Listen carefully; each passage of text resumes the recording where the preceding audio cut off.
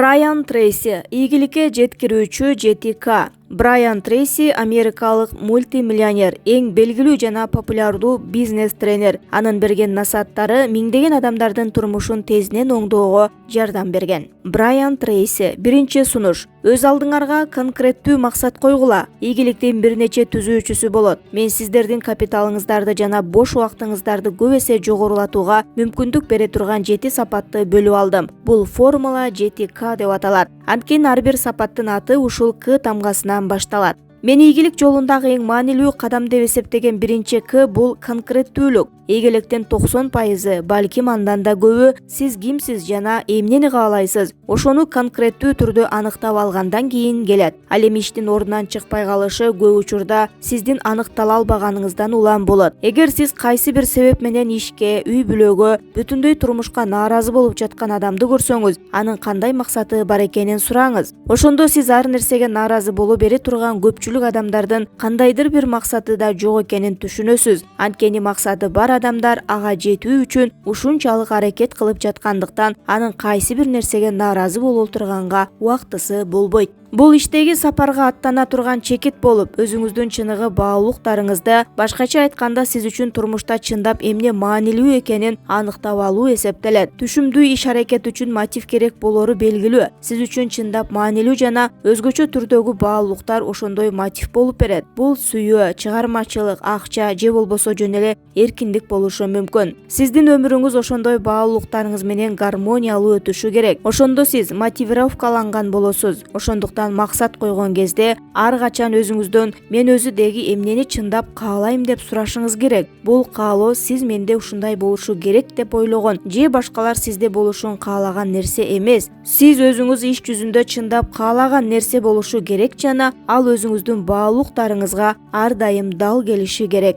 Сиздин баалуулуктарыңыздан улам өзүңүздү бир канча жылдардан кийин көрүү мүмкүнчүлүгү пайда болот. Эми өзүңүзгө, эгер бир канча жылдардан кийин менин өмүрүм идеалдуу боло турган болсо, ал кандай болушу керек деген суроону коесуз. Ошентип сиз бардык лидерлерге тиешелүү сапат өз турмушунун болочок картинасын даана көрө алуу мүмкүнчүлүгү экендигин түшүнөсүз. Ал эми коллективдин катардагы мүчөлөрү башкалардын пландарын гана толуктап турушат. Качан гана өзүңүздү бир канча жылдардан кийинки көрүүңүздө өркүндөткөн кээде гана сиз чыныгы лидер болуп калыптанасыз.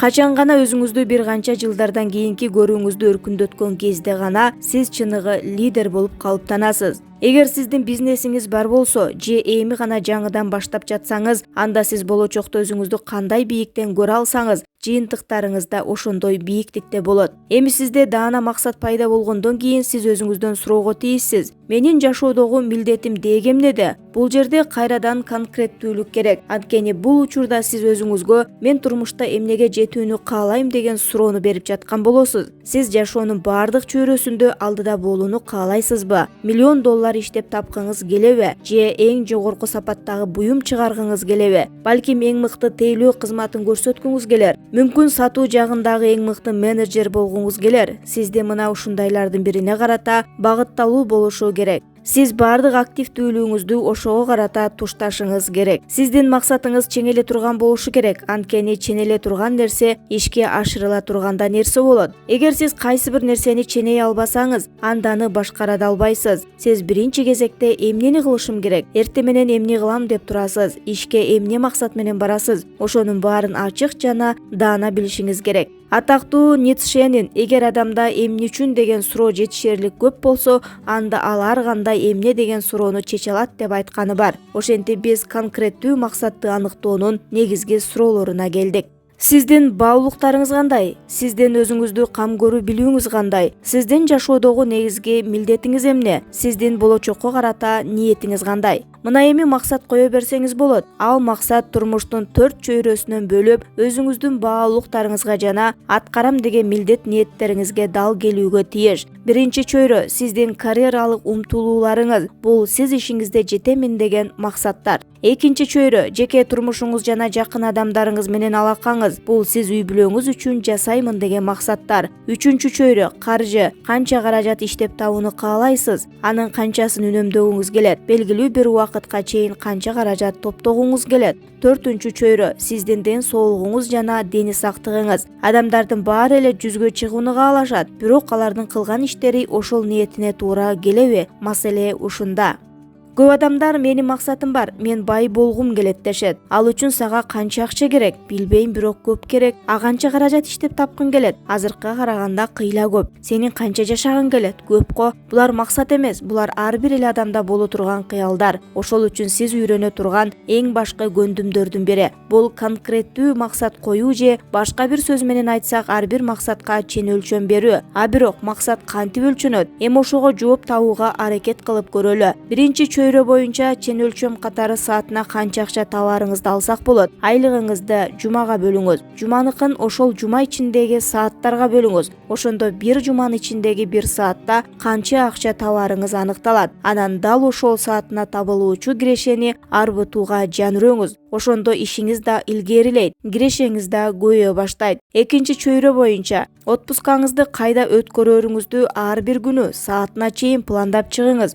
Ошондо кандай эс алганыңыз даана билинип, эмне үчүн отпуска тез эле өтүп кетти деп бушайманга түшпөйсүз. Үчүнчү чөйрө боюнча үнөмдөгөн каражатыңызга иштен бошоп, ооруп карып калганда канча күнгө чейин беймарал жашай аласыз же болбосо канча убакытка чейин эң сонун жашай аласыз. Ошону эсептеп кыйналып калбай тургандай шартка жетүүнү максат кыласыз. Акыркы чөйрө ден соолук, жан баштын көлөмү. Ал сиздин ден соолугуңузду мыкты көрсөткүчү болот. Ошол жер идеалдуу ченге канчалык жакын болсо, сиздин ден соолугуңуз ошончолук чың болот. Же болбосо жумасына спорт менен 200-300 мүнөт машыгып турсаңыз, дайыма эң жакшы дене бой жагынан формада болосуз. Төмөндө максат коюунун 7 кадамын келтиребиз. Биринчи кадам: эмнени кааларыңызды так чечиңиз. Турмуштун бардык чөйрөсүндө эң мыкты ийгиликтерге жетишкен 10% адамдарга кошулуңуз. Ошондо сиз эмнени каалабай турганыңызды да так түшүнөсүз. Ошондо эмнеге умтулуп, эмнеден качуу керек экендигин так билесиз.